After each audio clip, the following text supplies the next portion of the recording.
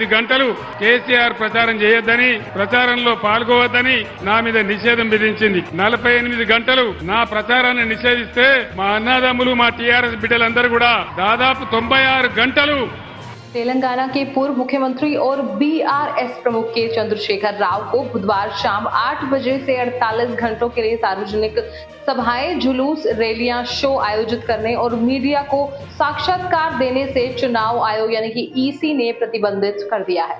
इस रोमांचक खबर के बारे में और अधिक जानने के लिए बने रहिए हमारे साथ। नमस्कार, स्वागत है आपका एयर न्यूज में। तेलंगाना कांग्रेस की शिकायत पर कार्रवाई की गई है। 5 अप्रैल को सिरसिल्ला में एक प्रेस मीट में केसीआर ने कई टिप्पणियां की जिन्हें कांग्रेस ने अपमानजनक और आपत्तिजनक माना।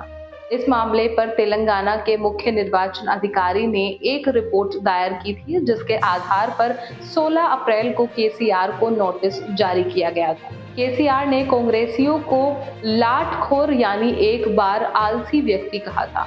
उन्होंने तेलुगु में एक और टिप्पणी की जिसका मोटे तौर पर अनुवाद कुछ इस प्रकार है: यदि आप 500 रुपए बोनस एमएसपी पर नहीं देते हैं तो हम आपके सर काट लेंगे।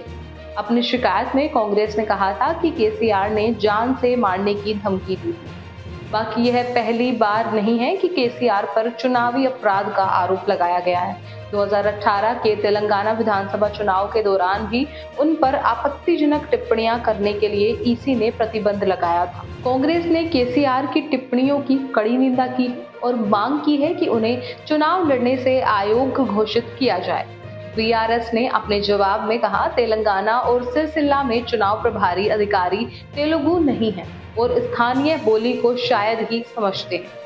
कांग्रेस पार्टी ने अपनी केसीआर की प्रेस कॉन्फ्रेंस से सब कुछ वाक्यों को संदर्भ से हटाकर शिकायत की है। आपको बता दें कि तेलंगाना के पूर्व मुख्यमंत्री और बीआरएस प्रमुख के चंद्रशेखर राव यानी कि केसीआर पर चुनाव आयोग ईसी की कार्यवाही एक महत्वपूर्ण घटना है जो चुनावी अपराधों से निपटने में ईसी की दृढ़ता को दर्शाती है। हालांकि इस कार्यवाही ने निष्पक्षता और अनुपातिकता पर भी सवाल उठाए हैं। ऐसे में ईसी की कार्यवाही उचित है, यह देखते हुए कि केसीआर की टिप्पणियां स्पष्ट रूप से आपत्तिजनक और भड़काऊ थी। चुनावों के दौरान सभी राजनीतिक दलों और उम्मीदवारों के लिए संयम और सम्मानजनक भाषण बनाए रखना महत्वपूर्ण है। हालांकि 48 घंटे का प्रतिबंध कुछ हद तक कठोर प्रतीत होता है। इससे केसीआर को अपने चुनाव प्रचार में काफी नुकसान हो सकता है। इसके अतिरिक्त यह सवाल उठाया जा सकता है कि क्या ईसी केसीआर के खिलाफ कार्यवाही करते समय निष्पक्ष रही है।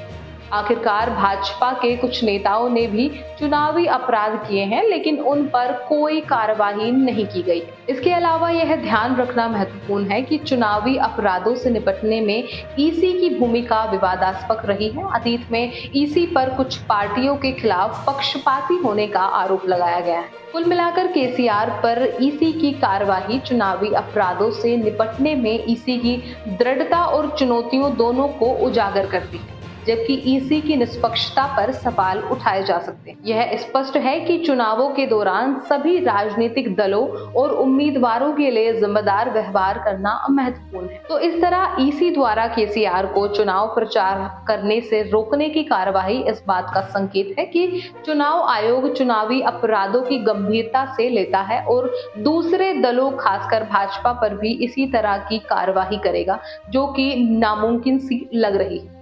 हालांकि यह देखना बाकी है कि क्या कार्यवाही निष्पक्ष थी और क्या यह केसीआर के खिलाफ कार्यवाही के लिए एक समान मापदंड स्थापित करेगी। फिलहाल इस रिपोर्ट में बस इतना ही। इस मुद्दे से जुड़े कोई भी सवाल या अपने विचार आप हमें हमारे कमेंट में लिख सकते हैं और इसी तरह की देश और दुनिया की तमाम खबरों के लिए चैनल को सब्सक्राइब करके बेल आइकन को दबाना ना भूलें